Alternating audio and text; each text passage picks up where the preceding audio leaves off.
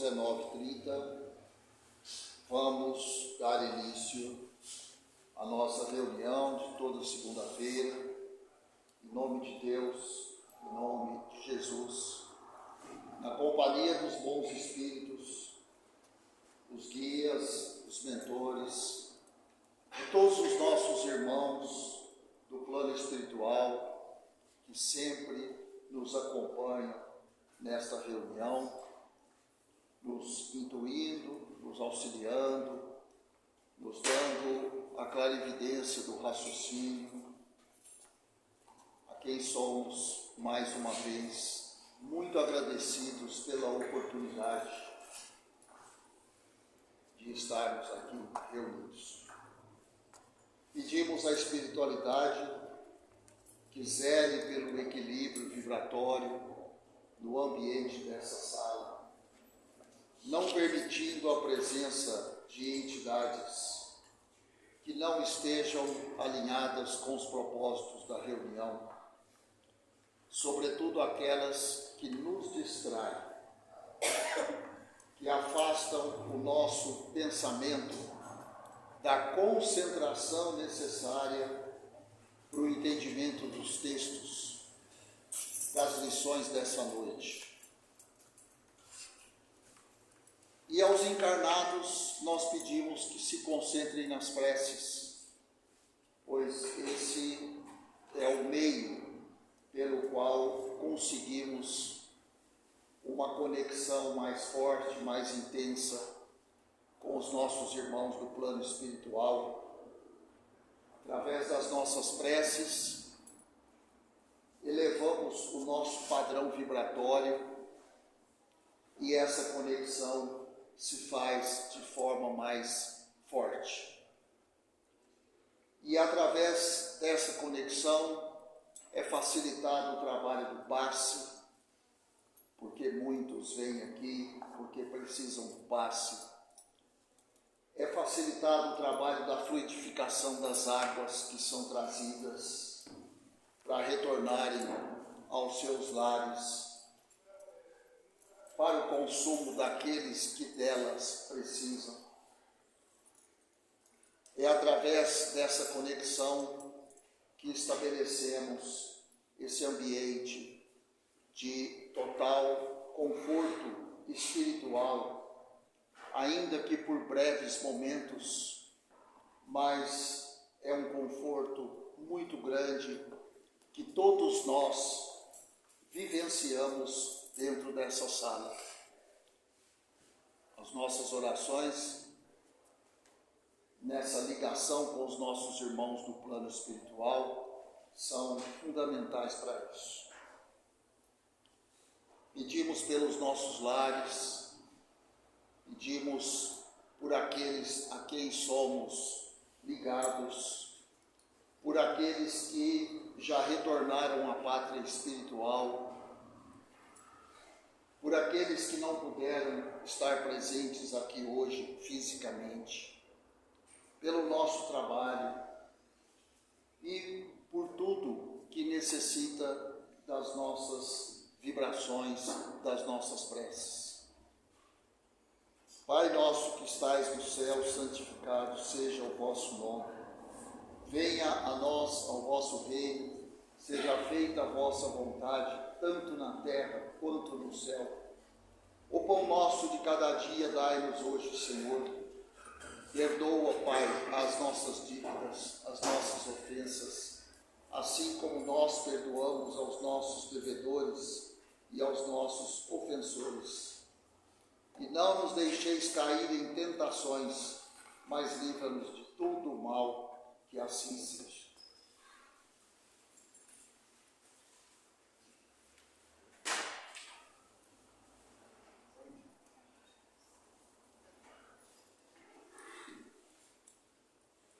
Muito bem.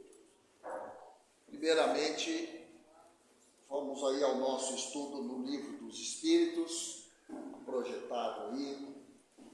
Segunda parte, capítulo 8 ainda, trata da emancipação da alma.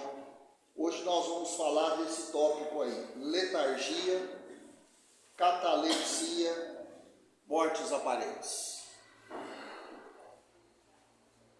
Só tem 3 perguntas esse tópico. Nós vamos abordar as 3 perguntas hoje, até para não interromper o assunto. Bom, antes de termos as perguntas que estão no Livro dos Espíritos, eu faço questão de apresentar a vocês a questão sobre o ponto de vista biológico, sob o ponto de vista da ciência terrena, o que seria a letargia e a catalepsia. Então tem aí um quadrinho comparativo, tem aí 3 características que são abordadas, aí essa coluna fala sobre a letargia e essa sobre a catalepsia. Então a primeira característica é a questão do tônus muscular. Bom, vamos ver aqui a introdução disso, primeiramente. A principal diferença entre letargia e catalepsia, que muitas vezes, inclusive, são tratados como sendo uma coisa só, e não é uma coisa só, não é, tá? Então, por isso que é importante a gente entender isso aqui. Então, a principal diferença está no tônus muscular e na abrangência da paralisia. Então, tanto na letargia quanto na catalepsia vai haver paralisia física. E tem diferença no tônus muscular. O que é o tônus muscular? É a forma como ficam os músculos, seja durante a letargia, seja durante a catalepsia. Tá? Na letargia, o corpo fica totalmente flácido, como se estivesse em um sono profundo. O corpo fica totalmente flácido. Na catalepsia, os músculos ficam enrijecidos e paralisados, muitas vezes mantendo a pessoa na posição em que estava antes do episódio. Que episódio? O episódio cataléptico. Ambas são condições temporárias que causam perda de sensibilidade e movimento, podendo simular a morte aparente. Podendo simular a morte aparente. Né? Então aí vem esse quadrinho comparativo. Tônus muscular, ou seja, como se comportam os músculos. Na letargia, conforme já dissemos, flacidez total, membros pendentes e moles. A pessoa fica totalmente desfalecida, totalmente. Na catalepsia, vai ocorrer uma rigidez muscular, os membros endurecem na posição em que se encontram, no momento que teve o episódio. E esse enrijecimento, ele não necessariamente é do corpo inteiro, conforme nós vamos ver aqui. Abrangência. Na letargia vai abranger o corpo inteiro, o corpo todo é afetado. Na catalepsia, ele é localizado, pode atingir o corpo todo ou apenas partes específicas. No estado cataléptico, a pessoa fica assim, para tudo. Às vezes ela não fecha os olhos, ela fica de olhos abertos. Mas ela pode, por exemplo, paralisar o rosto, paralisar os membros, paralisar uma parte do corpo. Né? Fica parecendo que morreu, mas não morreu. Nem na letargia, nem na catalepsia. Tá? Os sinais vitais, respiração, batimento, né? Pressão, tudo. Aquilo que é chamado de sinal vital. Na letargia, fica extremamente reduzido. Respiração e batimento quase imperceptível. Quase imperceptível. É onde no estado de letargia, quando não há um mínimo de informação entre as pessoas que estão ali, pode até falar assim, não, a pessoa morreu. Não morreu. Não morreu. É porque não existe o conhecimento necessário para fazer o diagnóstico correto. Mas é claro que se chegar ali alguém que tem o conhecimento, não vai dar como morte de forma alguma. Já na catalepsia, os sinais vitais são afetados, mas o indivíduo costuma manter alguma consciência do ambiente. Alguma consciência. Talvez alguns de vocês já tenham presenciado alguém em estado catalético. Eu já presenciei uma aluna em estado catalético. E é exatamente isso aqui, ó. O tônus muscular, a abrangência e os sinais vitais. Exatamente como está descrito aqui. Na condição de letargia eu nunca presenciei, não. Tá?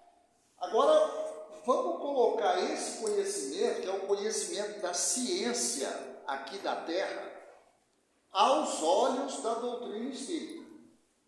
Porque o objetivo do tópico aqui é estudar o livro dos Espíritos. Então, é lógico, a abordagem é aos olhos dos Espíritos. Tá? Eu só fiz questão de abordar a questão da ciência para dar uma clareada. Porque muita gente não sabe o que é letargia, o que é catalepsia. Outros, então, acham que é a mesma coisa, só muda o nome, né? Vocês viram aí que não é a mesma coisa, tá? Então, vamos ver lá as perguntas. 422. Os letárgicos e os catalépticos, em geral, veem e ouvem o que em derredor se diz e faz. Em geral, eles veem e ouvem, sem que possam exprimir que estão vendo e ouvindo. Então, quer dizer, eles têm a percepção, ouvem, vê, mas eles não conseguem expressar que estão ouvindo, que estão vendo. Tá? É pelos olhos e pelos ouvidos que tem essas percepções. Né? Que para nós, ver, olhos, ouvir, ouvidos. Já que eles não conseguem se expressar, então está sendo perguntado aos espíritos. Eles percebem o som e a imagem pelo ouvido e pelo olho? Então vamos ver a resposta dos espíritos aí. Ó. Não. A percepção é pelo espírito. É pelo espírito.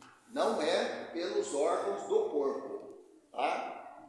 O espírito tem consciência de si, mas não pode comunicar-se. Olha que interessante. O espírito que anima aquele corpo tem consciência. Ele sabe o que está acontecendo, mas ele não consegue se expressar. Não sai som nenhum, ele não consegue, às vezes, nem movimentar os olhos. Fica ali, vidrado, parado. Aí pergunta-se aos espíritos, por quê? Claro, por que eles não conseguem, então, se manifestar? Porque a isso se opõe o estado do corpo. E esse estado especial dos órgãos vos prova que no homem há alguma coisa mais do que o corpo. Pois que, então, o corpo já não funciona e, no entanto, o espírito se mostra ativo. O espírito não abandonou o corpo. O espírito que animava aquele corpo antes do evento está ali e não foi embora. Mas não consegue se estabelecer a conexão espírito-corpo, porque acontece alguma coisa no corpo. Acontece alguma coisa no corpo. Tá? Aí segue o assunto. 423. Na letargia, pode o espírito separar-se inteiramente do corpo, de modo a imprimir-lhe todas as aparências da morte e voltar depois a habitá-lo? Então, na condição da letargia, é possível o espírito sair do corpo, dá inclusive uma característica de que aquele corpo morreu, acabou, E depois o espírito volta para aquele corpo? É isso que está perguntando. Aí os espíritos respondem: na letargia, o corpo não está morto. O corpo não está morto, porquanto há funções que continuam a executar-se. Então não tem como acontecer isso aí que foi perguntado, porque o corpo não morreu. Parece que morreu, mas não morreu. Depois nós vamos citar um exemplo aí que todo mundo conhece. Sua vitalidade se encontra em estado latente. Aí faz uma comparação super pertinente, como na crisálida, porém não aniquilada. A crisálida, aquela condição antes de surgir aí uma borboleta. Então, não está morto o corpo. Ora, enquanto o corpo vive, o espírito se lhe acha ligado. Enquanto o corpo vive, o espírito está ligado a ele. O espírito só vai sair do corpo quando o corpo não viver mais. Rompendo-se por efeito da morte real e pela desagregação dos órgãos, os laços que prendem um ao outro, quer dizer, espírito e corpo, integral se torna a separação, e o espírito não volta mais ao seu envoltório. Desde que um homem aparentemente morto volte à vida, é que não era completa a morte. E aí não tem como não lembrarmos, do episódio Lázaro.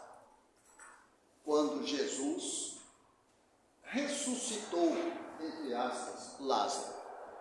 O Lázaro não estava morto. O Lázaro não estava morto. Ele estava em condição letárgica. O corpo dele não tinha cessado os sinais de vida. Porque foi muito clara a resposta dos espíritos aqui. Se não existir mais vida no corpo, o espírito não volta.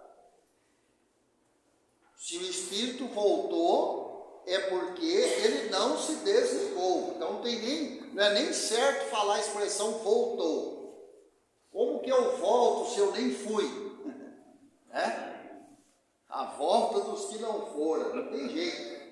Impossível, Então, o espírito não foi. Parece que foi, mas ele não foi. O corpo tem vida aí.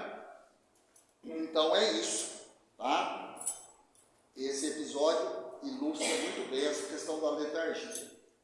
E na outra pergunta, 424, por meio de cuidados dispensados a tempo, podem reatar-se laços prestes a se desfazerem e restituir-se à vida um ser que definitivamente morreria se não fosse socorrido? Entenderam a pergunta? O indivíduo está lá, o que tudo indica, ele vai desencarnar. É possível agir, cuidados devidos, e reverter essa situação? É o que está sendo perguntado aos espíritos. Está quase morrendo, nós damos conta de reverter isso? Aí os espíritos respondem: sem dúvida, e todos os dias temos prova disso. Todos os dias, toda hora, As pessoas aí que têm incumbência de salvar vidas, médicos, bombeiros, socorristas, e mesmo alguém que não é nenhum desses cargos aí, mas tem a inspiração certa de agir corretamente ali na hora, sabe como proceder, mantém a calma, porque muitas vezes é o que precisa, calma, equilíbrio, não é hora de, Porque se você entra em desespero total, aí você fica pior do que aquele que está morrendo ali, Então, se a pessoa sabe, na hora, por exemplo, a pessoa engasgou, a pessoa está tendo um AVC, está tendo um infarto, né? E outros tantos males aí. Existem as medidas que dão aqueles minutinhos necessários até chegar ao socorro definitivo. Mas para isso precisa ter alguém ali com calma, equilíbrio, né? E sensatez para proceder corretamente. Nós fomos treinando isso recentemente aí com o bombeiro. Com os bombeiros, né? Inclusive está lá no, então, exatamente. Está lá no nosso site. Então já podemos até quase morrer, né, vô? Salvam a gente. Né? Eu queria salvar. Isso é bom. O magnetismo, em tais casos, constitui muitas vezes poderoso meio de ação. Magnetismo, um passe, né? Porque restitui ao corpo o fluido vital que lhe falta para manter o funcionamento dos órgãos. Olha só, uma prece, a fé, né? Aquela força, que fala, nossa, não sei de onde eu busquei uma força e eu senti que alguma coisa agiu através de mim e a gente salvou aquele outro irmão nosso. Pois é, isso aqui. É exatamente isso aqui que está falando. Né? O magnetismo, ele é acessível a qualquer um. Não tem que ser espírita.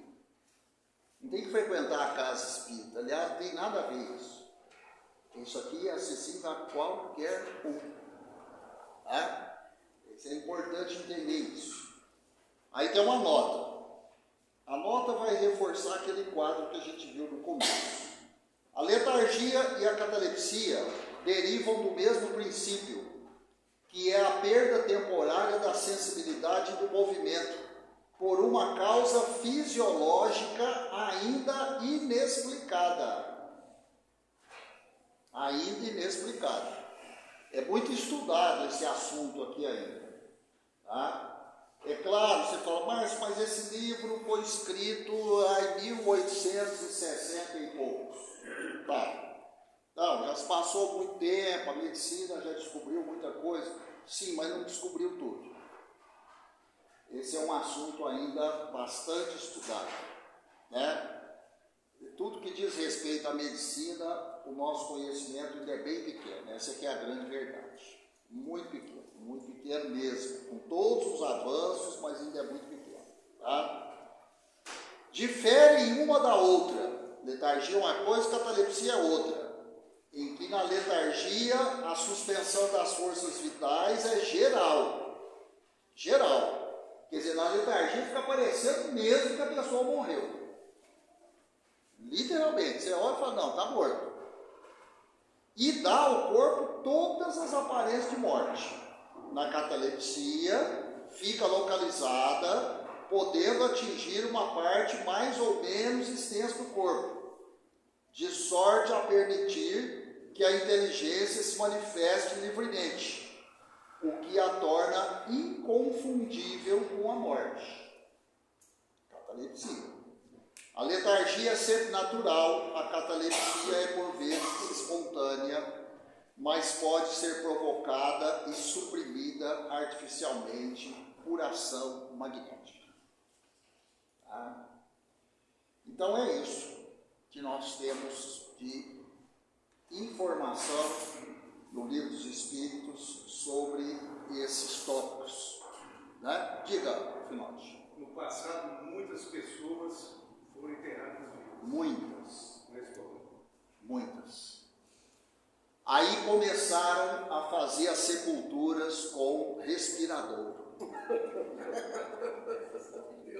Começaram a fazer as sepulturas com respirador. Por quê? Quando começaram a abrir sepulturas e encontrar a sepultura, o caixão, todo arranhado por dentro. Então, aquele corpo ali não estava morto. Não estava morto. É quase que diário, eu pelo menos quase que diariamente vejo notícias. Esses dias eles iam enterrando uma senhora, acho que é uma senhora mesmo, não sei em que lugar aí, E no hospital ainda, alguém viu ela se mexendo. Aí falou, gente, mas ela não está morta, como é que vai enterrar? Vai enterrar viva? Né? Então não é raro a gente ver isso. Aí junta-se a negligência, a falta de atenção, a precariedade, às vezes, do atendimento. Eu não vou entrar nisso aqui, que não é o objetivo da nossa reunião, ficar fazendo essa discussão. Mas você sabe muito bem o que eu estou dizendo. Tá? Então, é isso. Né? Nada melhor do que ter um pouquinho de informação para a gente saber como proceder nesse ou naquele caso. O privilégio da informação, eu chamo sempre informação de privilégio. É um privilégio. O privilégio da informação não tem preço. Então, a gente sempre tem que buscar a informação. Sempre. Qualquer assunto. Você não está sabendo disso, assim. Então, procura saber. Você vai se sentir tão bem. Você vai se sentir iluminado. Porque quando a gente é ignorante nesse ou naquele assunto, e nós somos em muitos, para não dizer na maioria, a gente vive na escuridão. Né? Então, até para conversar determinado assunto, para dar uma opinião, para dar uma orientação. Quantas pessoas vocês acham que têm esclarecimento sobre isso que a gente viu aqui hoje?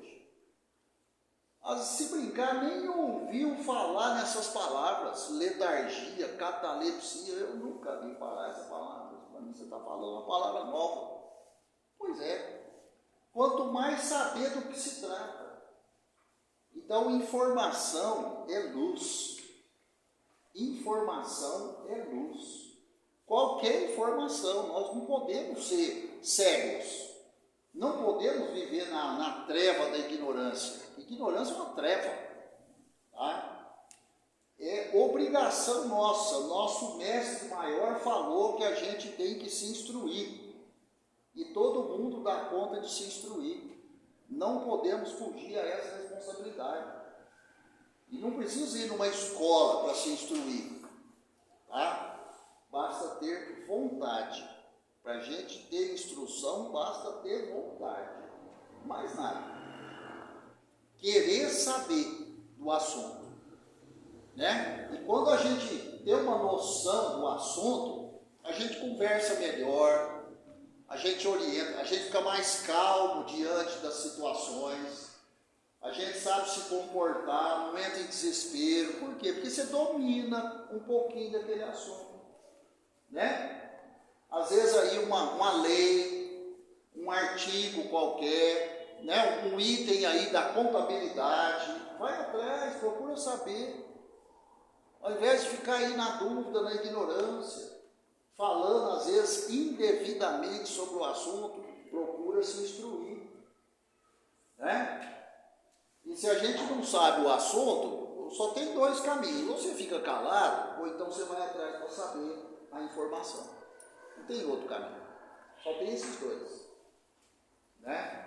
O que eu não posso é conversar sobre alguma coisa que eu não sei, aí não tem jeito. O que eu vou falar?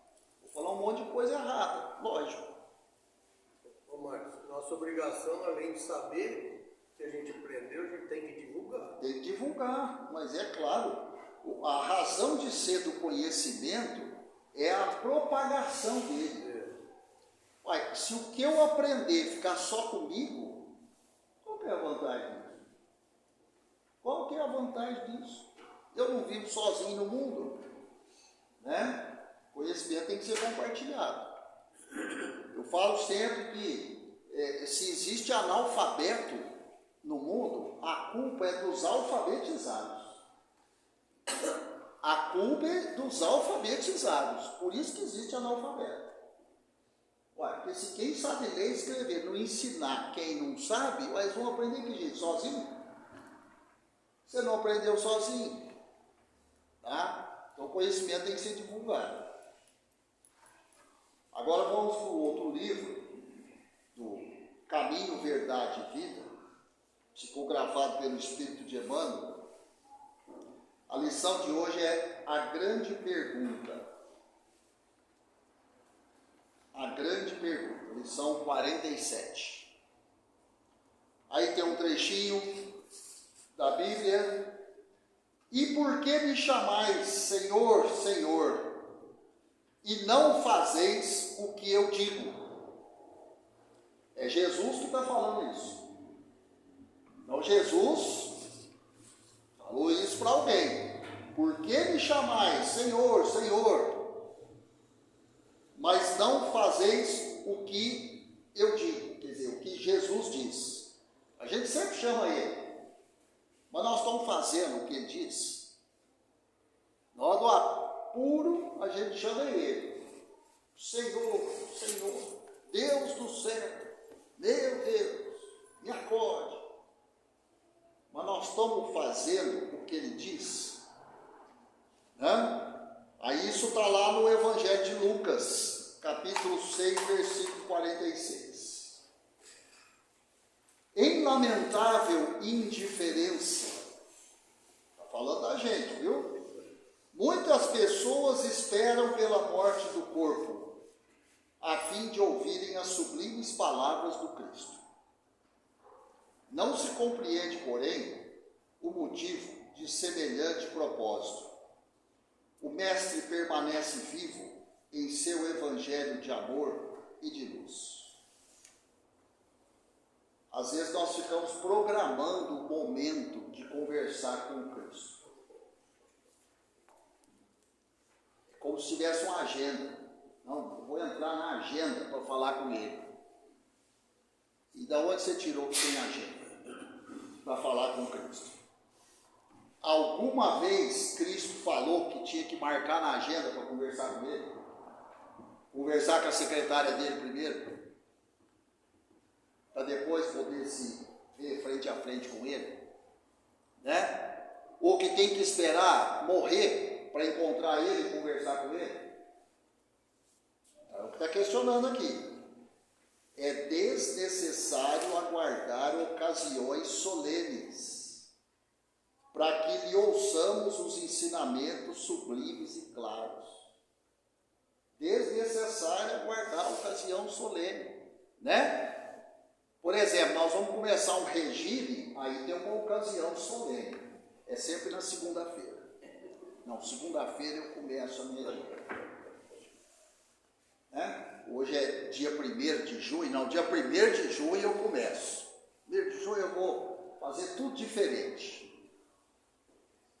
E eu não fiz nada diferente de ontem, de 31 de maio. E com certeza eu devo ter prometido algumas coisas para o 1º de junho. Por coincidência, caiu na segunda-feira. Pois é, segunda-feira. Não existe coincidência, né, Júlio? Você sabe. É desnecessário aguardar ocasiões solenes. Não vamos esquecer disso, não. Tá? Para a gente aprender os ensinamentos. Muitos aprendizes aproximam-se do trabalho santo, mas desejam revelações diretas. Isso aí é com a gente mesmo, né? A gente quer a resposta de imediato. Agora, quero a resposta já. Teriam mais fé, asseguram displicentes, se ouvissem o Senhor de modo pessoal em suas manifestações divinas. Acreditam-se merecedores de dádivas celestes e acabam considerando que o serviço do Evangelho é grande em demasia para o esforço humano e põe-se à espera de milagres imprevistos sem perceberem que a preguiça sutilmente se lhes mistura à vaidade, anulando-lhes as forças.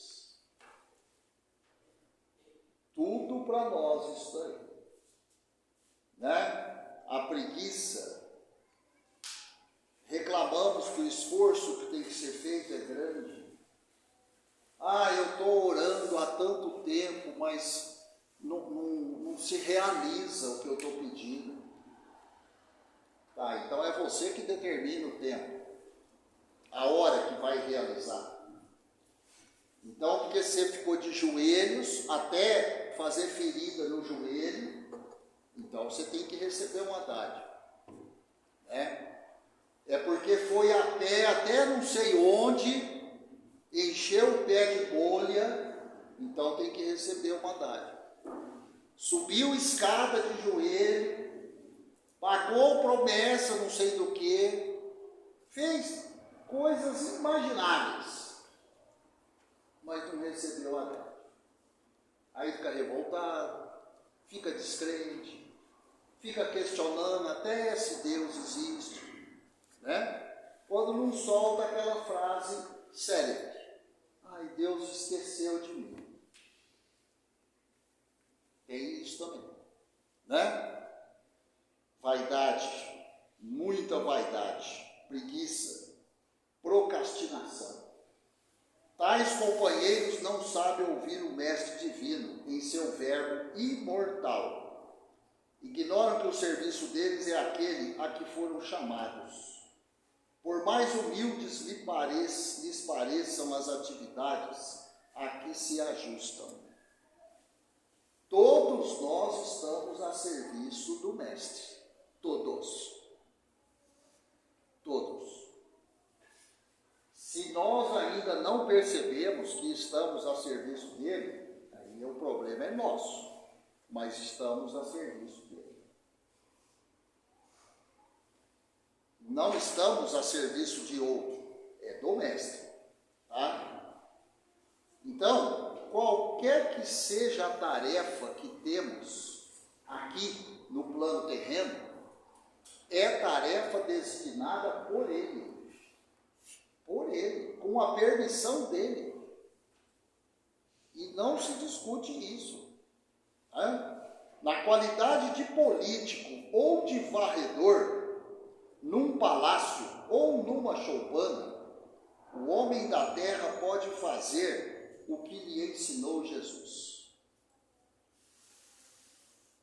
E outras palavras: em qualquer lugar que eu estiver, em qualquer posição social que eu estiver, em qualquer condição física que eu estiver, eu posso estar a serviço do Mestre Jesus. Não há uma especificação. Não, porque tem que ser alguém do cargo tal.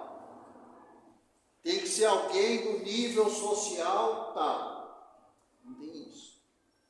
Não tem isso. Você sabe que não tem isso. Todos podem cumprir as tarefas por ele designadas. É por isso que a oportuna pergunta do Senhor deveria gravar-se de maneira indelével em todos os tempos, para que os discípulos, em lhe pronunciando o nome, nunca se esqueçam de atender sinceramente às recomendações do seu verbo sublime. E que pergunta que é essa? Por que me chamais Senhor, Senhor, e não fazeis o que eu digo? Essa é a pergunta. Jesus está conversando com a gente através de Emmanuel aqui. Através da mensagem de Emmanuel, Jesus está fazendo a pergunta para cada um de nós. Nós nos chamamos Senhor, Senhor, mas não fazemos o que Ele diz. Então Ele está perguntando aqui no final, falando que essa pergunta deveria ficar gravada em todos os tempos, para todo mundo ver, para que todas as vezes que nós pronunciarmos o nome dele, Senhor, Senhor, não nos esqueçamos de atender sinceramente às recomendações da fala dele, do verbo sublime. É a fala de Jesus. Então não estamos proibidos de chamá-lo. Não estamos. Podemos continuar chamando ele. Senhor, Senhor, me acode, me ajuda, me fortalece, não deixa eu cair, não deixa eu no chão, me socorre nas horas mais difíceis. nos apuros que eu estou passando, seja quais forem, mas nós temos que praticar o verbo sublime. Nada mais justo, né? É uma relação de troca. Eu peço por ele e ele pede simplesmente que eu pratique o verbo sublime. É uma relação simples de troca. Como nós fazemos aqui no mundo material, tudo que nós fazemos é na base de troca. Não, eu faço isso por você, mas você faz isso por mim? Tudo nós fazemos, desde pequenininhos. Você olha o comportamento aí de uma criança, ela já tem na intuição dela esse aspecto da troca. Né? Eu vou fazer isso, mas eu quero aquilo. Então nós sabemos muito bem o que Emmanuel está falando aqui. Ninguém pode sair daqui e falar, não entendi. Entendeu sim. Entendeu sim. Entendeu tudinho. A mensagem está muito clara. Né? E aí, como eu sempre gosto de mostrar a visão do Miramês, né? A visão do espírito Miramês. Apesar da grande pergunta não ser um livro independente de Miramês, a mensagem pertence a Emmanuel. A literatura espírita frequentemente aborda reflexões de Miramês sobre essa mesma conduta moral. Segundo o pensamento transmitido por ele em suas obras, o Evangelho só atinge sua finalidade de regeneração moral quando desce do campo intelectual para as atitudes práticas do dia a dia. Eu posso ser um exímio conhecedor do Evangelho. Não sou não, tá? Mas eu posso ser. Saber tudo do Evangelho. Posso até participar daqueles programas que dá prêmio para quem responde as perguntas todas. Sei tudo do Evangelho. Mas eu tenho que fazer a prática no dia a dia. Porque de outra forma, esse conhecimento intelectual não garante minha evolução. Eu posso ser reconhecido por todos, né? É uma estátua para mim. Nossa, o Márcio sabe tudo do Evangelho. Pois é, mas ele não pratica nada do Evangelho na vida dele. De que vai adiantar eu saber tudo do Evangelho? Não vai adiantar nada. Para Miramês, o conhecimento deve servir de bússola ao conhecimento, para transformar o espírito.